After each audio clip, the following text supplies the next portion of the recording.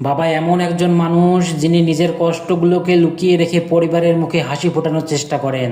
যখন আমরা ছোট ছিলাম তখন হয়তো বুঝিনি বাবার ঘামের প্রতিটি ফোঁটার মূল্য কতটা।